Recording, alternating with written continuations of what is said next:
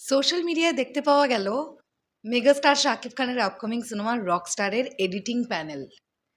গতকাল রাত্রিবেলা থেকে সোশ্যাল মিডিয়ায় এই একটা ছবি মোটামুটি ভাইরাল হয়ে গেছে, যেখানে আমরা দেখতে পাচ্ছি রকস্টারের এডিট চলছে। এখন প্রশ্নটা হচ্ছে, এই ছবিটা আমার এক ঝলক দেখে মনে হয়েছে কোনো একটা কনসার্টের গানের কালার গ্রেডিং চলছে।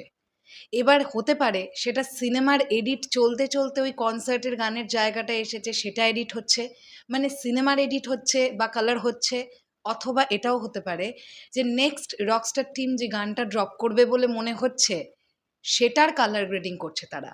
তবে যেটাই হোক না কেন, কালার এই সিনেমার বেশ প্রমিসিং হবে বলেই ধারণা করা যাচ্ছে। ছবিটা দেখে তো অ্যাটলিস্ট তাই মনে হলো। হ্যালো আমার সাকিবিয়ান ভাইরা বোনেরা, চলে এলাম আজকের প্রথম ভিডিও নিয়ে। প্রথমেই বলি সকলকে ভেরি গুড মর্নিং। আশা করছি তোমরা সবাই ভীষণ ভালো আছো। দেখো, আমরা সোশ্যাল মিডিয়া জুড়ে অলরেডি এই কথাটা বলা শুরু করে দিয়েছি যে যেখানে মুক্তির আর মাত্র 8টা দিন বাকি আছে সর্বসাকুল্যে, এখনো পর্যন্ত রকস্টারের পিরিতি গানের পরে কোনো রকম গান আমরা পেলাম না। যেখানে এই সিনেমাটা একটা মিউজিক্যাল জার্নি, এই সিনেমাটার গান এই সিনেমার জন্য অত্যন্ত ইম্পর্ট্যান্ট একটা জায়গা। এই সিনেমাটা রিলিজের আগে এই সিনেমার গান ভাইরাল হওয়া অত্যন্ত জরুরি ছিল। লোকের মুখে মুখে সেই গানের লাইন ফিরবে, লাখো লাখো রিলস হবে, টিকটক, ইনস্টাগ্রাম, ফেসবুক ভরে যাবে, এই রকম একটা সিচুয়েশনের প্রবল দরকার ছিল। কিন্তু এখনো পর্যন্ত আমরা দেখেছি পিরিতি গানটাতে বেশ কিছু রিলস হচ্ছে ডেফিনেটলি, কিন্তু পিরিতি গানটা কমপ্লিটলি একদম মাস অ্যান্ড ক্লাস পিপলের মধ্যে সেই রকম ভাইরাল হয়ে যাওয়ার মতন কিন্তু গান নয়। পিরিতি গানটা বেশ ক্লাসি একটা গান, এবং যে গানটা কিন্তু অবশ্যই ফোক জনরার ওপরে তৈরি। গানটা শুনতে প্রচণ্ড সুন্দর, গানটা গাওয়া ভালো হয়েছে, গানটার লিরিক্স ভালো হয়েছে, গানটার ভিজুয়ালাইজেশন ভালো হয়েছে। কিন্তু এই গানটা কিন্তু কখনোই একটা লাগে উড়াধুরা বা একটা চাঁদ মামা বা ধরে নাও ও প্রিয়তমা, যে গানগুলো ভাইরাল হয়েছিল রিলিজের আগে, আমি সেই ধরনের গানের কথা বলছি। কখনোই কিন্তু পিরিতি গানটা সেই ধরনের গান নয়।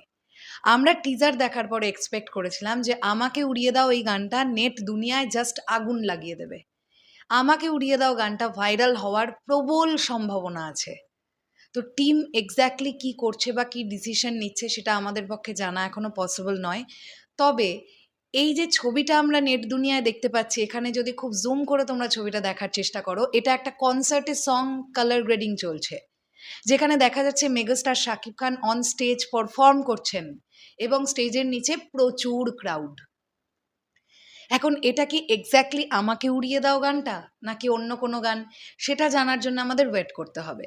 কনসার্ট সং মোস্ট প্রবাবলি এই সিনেমাতে একটাই আছে এমনটা নয়, বেশ কিছু কনসার্ট সং মোস্ট প্রবাবলি আছে।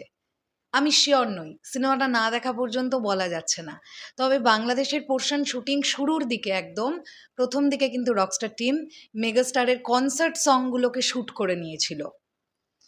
দেখা যাক এক্স্যাক্টলি কি হয়। আজকে অলরেডি 19 তারিখ হয়ে গেল, এই মাসের 28 তারিখে সিনেমা রিলিজ।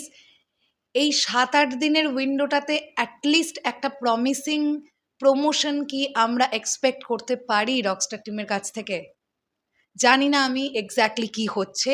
এতগুলো কথা বলতাম না যদি প্রথম থেকেই এত সুন্দর প্রমোশনটা না করতো রকস্টার টিম। গাছে তুলে মই কেড়ে নেওয়ার মতন হয়েছে এখন এক্স্যাক্টলি ব্যাপারটা। আমরা প্রত্যেকে গাছে উঠে পড়েছি এখন এক্সপেকটেশন নিয়ে। তারপরে এবার গাছে তো উঠে পড়েছি, নামবো কি করে? ওই মইটা কেড়ে নেওয়া হয়েছে। নাও এবার বসে থাকো। এরকম একটা ব্যাপার। সো যাই হোক, আমি এখনো ভরসা হারাচ্ছি এমনটা একেবারেই নয়। কারণ আমি জানি টিম পোস্ট প্রোডাকশন নিয়ে খুব ব্যস্ত আছে। তবে এই মুখেই আরেকটা কথাও বলছি, যেটা বারবার বলবো, টিমের উচিত ছিল তারা কোন দিনে কি কি কনটেন্ট ড্রপ করবে সেটা আগে থেকে রেডি করা। একটা ডিফারেন্ট টিম দিয়ে পোস্ট প্রোডাকশনের কাজ অ্যান্ড কনটেন্ট যেগুলো আসবে সেগুলোর কাজ আলাদা দুটো টিম হওয়ার দরকার ছিল।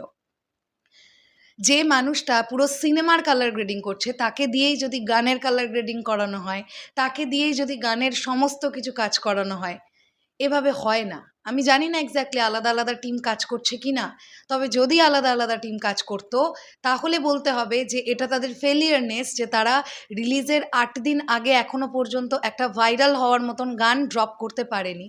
এটা ভীষণই আক্ষেপ হওয়ার মতন একটা জায়গা। এক্সপেকটেশন অনেকটাই রেখেছিলাম। সেখান থেকে মন খারাপের জায়গা অবশ্যই তৈরি হয়েছে। তবে এই মন খারাপের জায়গাটা ভালো করে দিতে পারে একমাত্র রকস্টার টিম, যদি আউট অ্যান্ড আউট সুন্দর, সুন্দর কনটেন্ট অডিয়েন্সকে প্রেজেন্ট করতে পারে, যতটা রিলিজের আগে দেওয়া সম্ভব। শেষ করলাম ভিডিওটা, আসছি আবার খুব শিগগিরই। তাহলে এখনের জন্যে টাটা।